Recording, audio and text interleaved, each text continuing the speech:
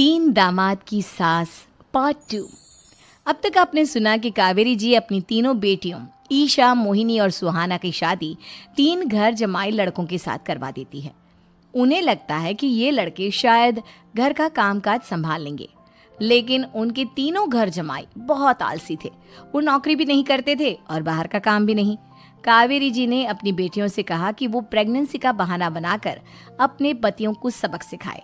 अब सुनिए आगे। मम्मी, आपने जैसा कहा था हमने वैसा ही किया, लेकिन देखिए ना, विवेक का हाल तो वैसा का वैसा ही है। घर में ना सुबह का नाश्ता बनता है और ना खाना। नौकरी पर जाने की बात करूं तो खाने को दौड़ते हैं मुझे।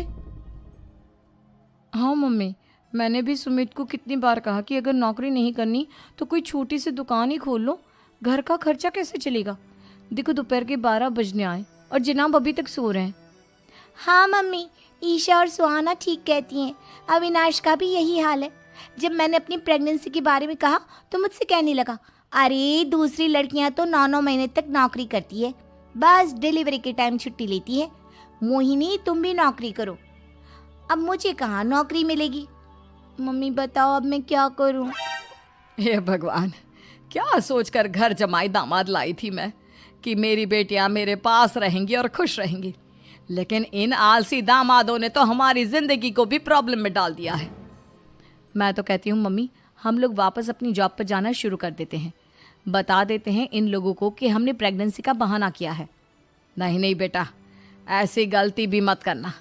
अगर तुमने ऐसा किया तो इन तीनों की आदत और ख़राब हो जाएगी। अरे आज नहीं तो कल कभी तो तुम प्रेग्नेंट होगी, तब वापस यही प्रॉब्लम आएगी। तब क्या करोगी तुम तीनों? हाँ मम्मी, आपकी बात तो बिल्कुल सही है। इन लोगों को तो सुधारना ही पड़ेगा। लेकिन कैसे? अपने बच्चों के आने की खबर सुनकर भी इन लोगों पर कोई असर नहीं हो रहा। पैसे कमाने के लिए घर से बाहर निकलना ही नहीं चाहते ये तीनों। अब मेरे दिमाग में एक प्लान आया है। तुम तीनों चिंता मत करो, उन तीनों को बुलाओ, फिर मैं बात करती हूँ। थोड़ी देर बाद कावेरी जी अपने तीनों दामादों को सामने बुलाकर अपनी बात कहना शुरू करती हैं। अविनाश, सुमित और विवेक, देखो बेटा, मैं ना तुम तीनों से बड़ा प्यार करती हूँ, इसीलिए तो तुम्हें घर जमाई बना कर रखा है मैंने। अरे मम्मी जी, सीधे सीधे कहिए ना, क्या बात है? प्यार तो हम भी आपको बहुत करते हैं। अरे मम्मी जी, आपकी इज्जत भी बहुत करते हैं। अरे भाई, आपके जैसी सास और कमाने वाली बीवी सबको मिलती है क्या? हाँ मम्मी, विवेक और सुमित ठीक कह रहे हैं।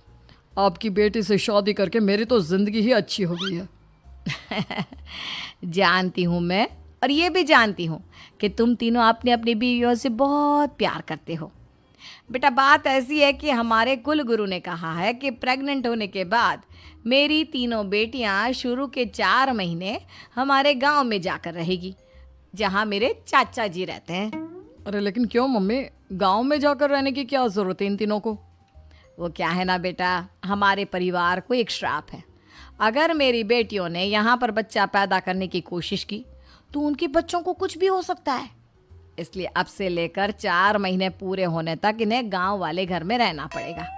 हाँ तो इसमें प्रॉब्लम क्या है मम्मी जी? हम भी वहाँ जाकर रहेंगे, पिकनिक मनाएंगे। अरे भाई, बीवी जहाँ हम भी वहाँ। हाँ यार, आइडिया तो बहुत अच्छा है। शहर की ज़िंदगी में रह रहकर परेशान हो चुके हैं, अब कुछ दिन गांव में बिताएंगे।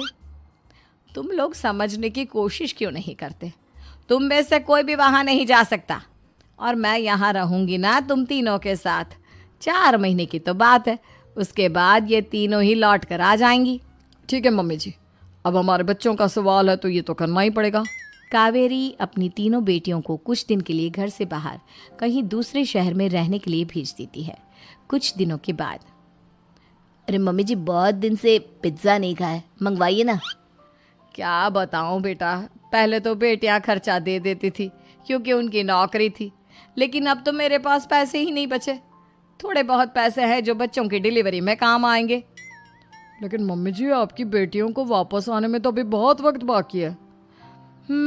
वही सोच सोच कर परेशान हो रही हूँ। सोच रही हूँ कल से दूध भी बंद करवा देती हूँ। अब दूध वाले को देने के लिए पैसे भी तो नहीं है ना। अरे नहीं नहीं मम्मी जी, अगर दूध भी बंद करवा दोगी तो मुझे चाय कहाँ से मिलेगी? और चाय के बिना मैं तो मर ही जाऊंगा। क्या करूं बेटा, इसके अलावा हमारे पास कोई ऑप्शन नहीं है, मेरे पास पैसे ही नहीं बचे।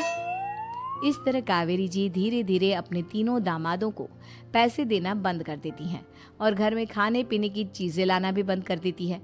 अब वो तीनों बुरी तरह से परेशान होने लगे थे और इसलिए एक दिन तीनों प्लान करके घर से बाहर निकलते हैं और बाजार में जाने के बाद यार अच्छा खाना खाए हुए कितने दिन हो गए, पता नहीं कब अच्छा खाना मिलेगा। हमारी बीवियों के जाने के बाद तो हमारी हालत भिखारियों जैसी हो गई है यार। कुछ भी हो, मुझे तो आज पिज्जा खाना ही खाना है। जेब में 1 रुपया नहीं और पिज्जा खाएगा, कहाँ से आएंगे पैसे? अरे देख वहाँ सामने बोर्ड पर क्या लिखा हुआ है, कंप्यूटर पर काम करने के लिए एक आदमी की आवश्यकता है। भाई मैं तो जा रहा हूँ, काम करूँगा और शाम तक पैसे लाकर आराम से पिज्ज़ा खाऊंगा। जा जा, तुझे कोई काम नहीं देने वाला, हम तो घर जा रहे हैं। चल भाई सुमित। सुमित और अविनाश वहाँ से चले जाते हैं और विवेक उस कंप्यूटर शॉप पर सारा दिन काम करके 5,000 रुपये कमा कर घर लौट कर आता है और अपने खाने के लिए अच्छी अच्छी चीज़ें भी लेकर आता है। ये देखकर विवेक और सुमित के दिल में भी कुछ पैसे कमाने की इच्छा जागती है।